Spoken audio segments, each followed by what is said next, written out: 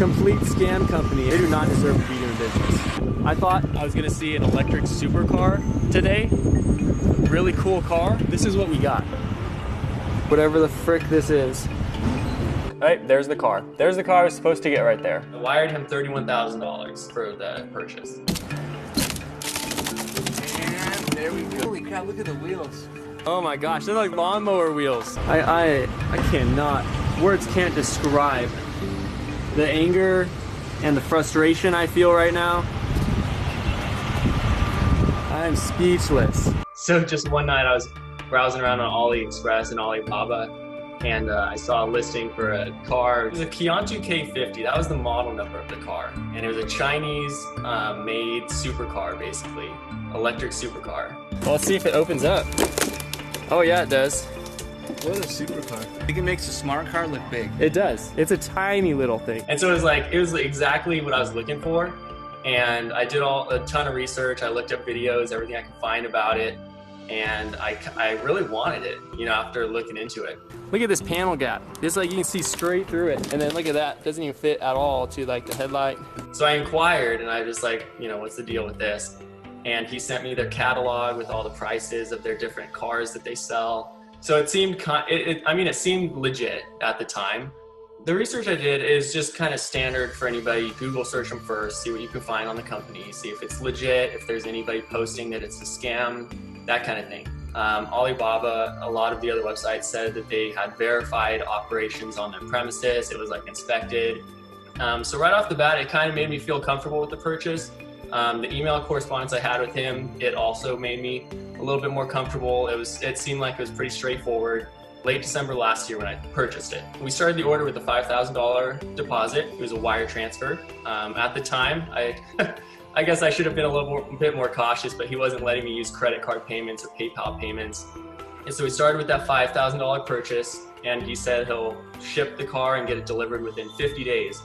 And that was early January at the time. So the 50 days passed, and I asked him where the order is at, like when can I expect it now? The coronavirus hit at that time. There was another layer of justification of, you know, delayed shipping times.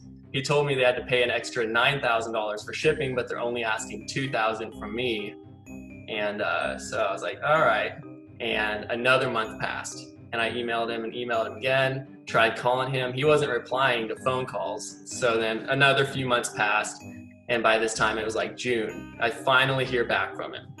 And he says we're, you know, getting the shipment ready and we'll send it out here pretty soon. So they sent it to the shipping company. They put it on the boat. They sent me the bill of lading just to verify there's an electric car on the boat. And then he demanded, against our contract terms, he demanded I pay the full balance immediately, right then and there. He literally asked for this a night before we were closing on this new house. And this new house has pretty much taken up most of our money. So it was a huge hit. This was something I had been waiting for almost, at this time, like 6 or 7 months. So I scraped together all we had, sent it over to him. He said he was gonna handle shipping. He said he was gonna deliver it to my house, do customs, everything for me. Basically, the shipment had been sitting in the port for like 5 days already. They didn't even give him my information that he clearly had. Found it in LA, I picked it up, and right when they brought out the box on like a little forklift, the box was a tiny little thing, I instantly was like, no, this can't be happening. It's a little smaller than I imagined it. Oh boy, that's really small.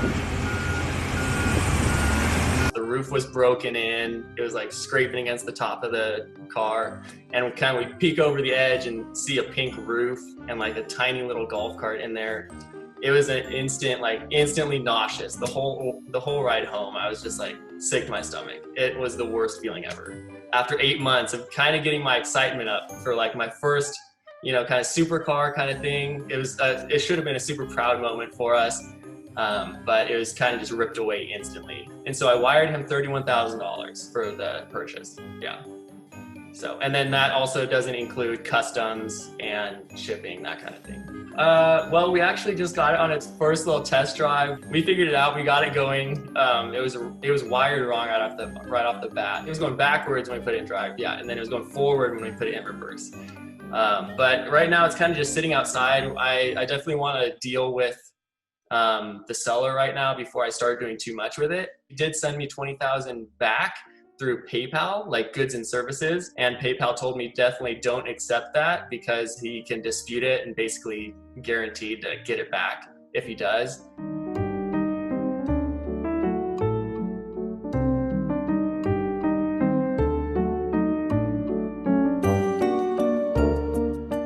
And so that also felt like part of the scam as well. And he didn't reply to me for 6 days, and he wasn't going to, but then I posted a video in that time, and he basically was saying, delete the videos or I don't refund you. And I told him, if you're a good business entity, if you're a good businessman, you'd be refunding me immediately, right when I showed you the pictures. And I was like, the deal here is you scammed me. You took $31,000 and I got this crappy little pink golf cart to show for it.